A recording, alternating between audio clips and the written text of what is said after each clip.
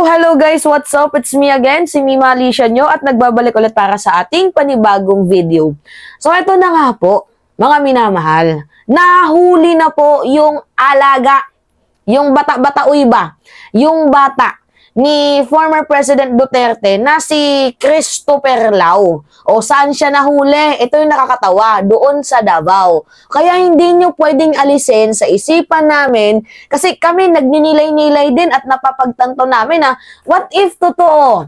Yung Davao Mafia Triad. O kasi tingnan mo, yung ano na yan, yung taong yan na hinahanap ng Sandigang Bayan, diyan nahuli sa Davao. Saan ba nakilala si Christopher Lau? Diba sa Davao din? So, hindi malabo mga minamahal na baka totoo nga yung Davao Mafia Triad na merong collaboration di umano dito sa Chinese Mafia Triad. Kaya dapat buwagin na yung ano na yan yung mga triad na yan yung mga Mafia Triad na yan kasi yan yung mga nagpapahirap sa sa ating bayan. So ngayon, ito yung balita. Panoodin natin to.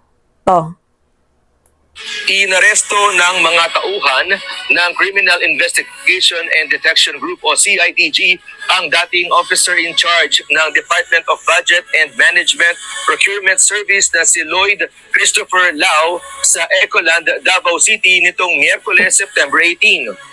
Sa bisa ng warrant of arrest na inisyu ng Sandigan Bayan 1st Division, hinuli si Lau na nasangkot sa maanomalyang pharmaly deal na nagkakahalaga ng 41 billion pesos noong COVID-19 pandemic dahil sa umano'y paglabag nito sa Republic Act 3019 o Anti-Graft and Corrupt Practices Act.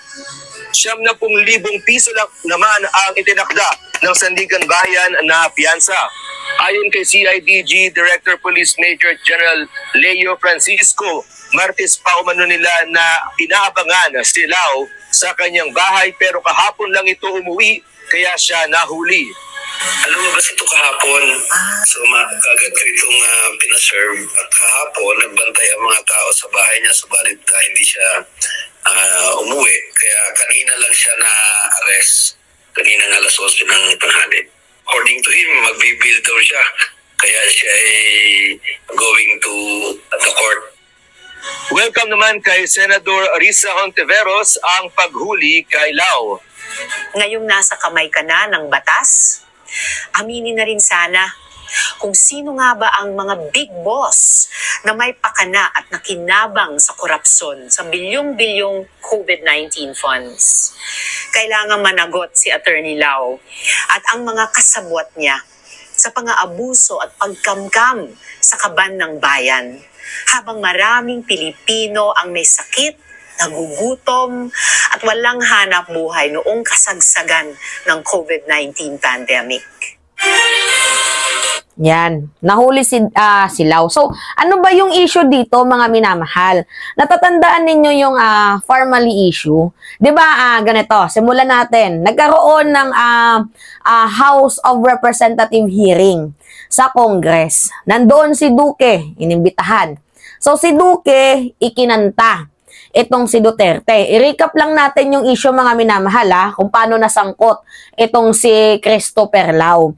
So yung issue kasi dito mga minamahal is yung 47.6 billion na pondo ng VIDCO na i-transfer dito sa PSDBM. Na yung secretary, sa pagkakaalam ko, ay si yung USEC ay si Christopher Lau. So, ikinanta ni Duque, mga minamahal, itong si former President Duterte sa House of Representatives na itinransfer yung pera, mga minamahal, yung funds ng VIDCO 19 dito sa PSDBM nang walang MOA, nang walang Memorandum of Agreement. Kaya nga, napansin nyo, mahal yung mga medical kit noon, mga minamahal. Ano yung mga medical kit?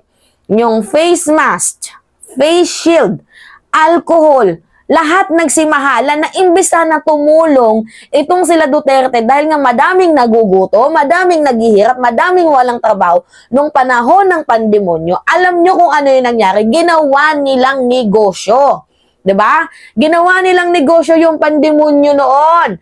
To the point na Kahit nga yung yung face shield na hindi naman kailangan, 'di ba? Dahil nga sa utos ng pamahalaan, 'di ba? Dahil nga may order, 'yon nagsusuot tayo ng ng face shield na umabot yung yung bentahan nun mga minamahal sa 130. Tapos nung biglaang tawag dito na buwag na sila, biglaang naging 25 pesos na lamang yung face shield na yan mga minamahal. Kasi yung pondo dapat ng DOH, kasi 'di ba nailagay yung state health emergency yung VIDCO noon. So bali yung pabor na ahensya dito is yung DOH kasi sila yung sila yung nagre-risk.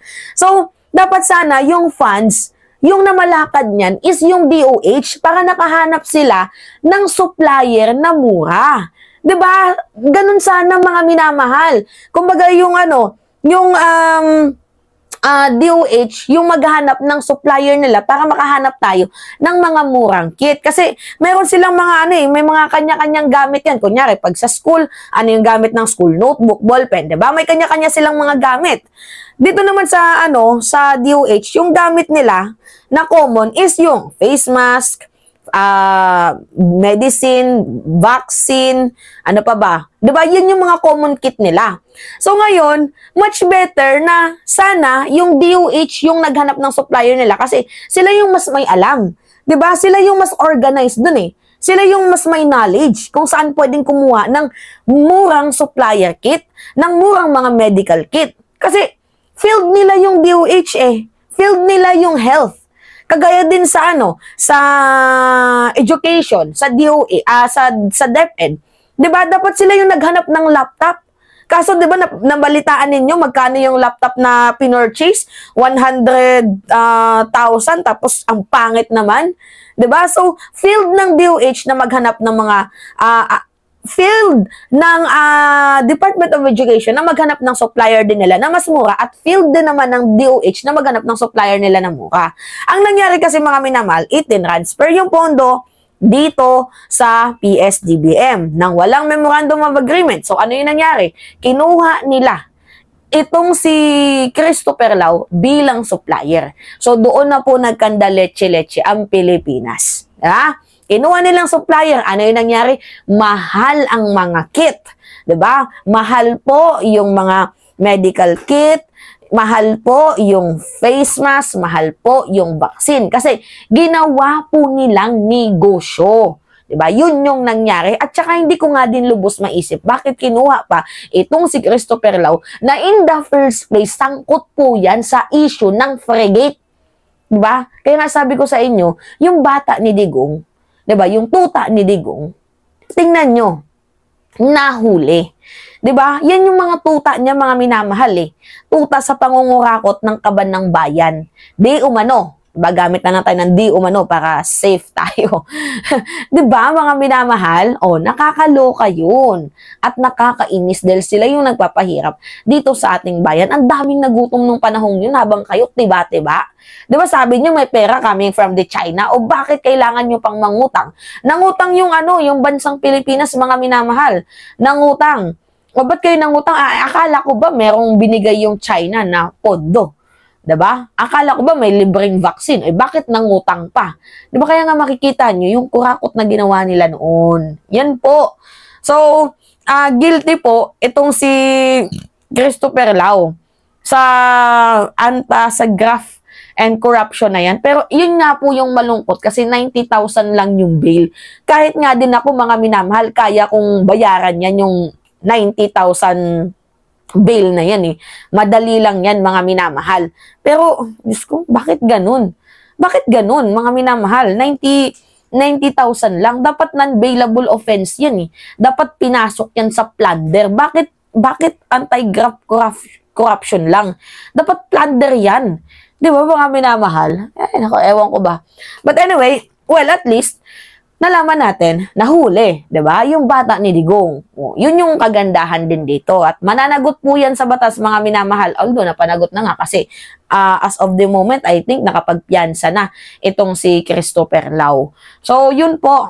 So, it's me again, si Mima Alicia nyo. At nagbabalik ulit para sa ating panibagong video.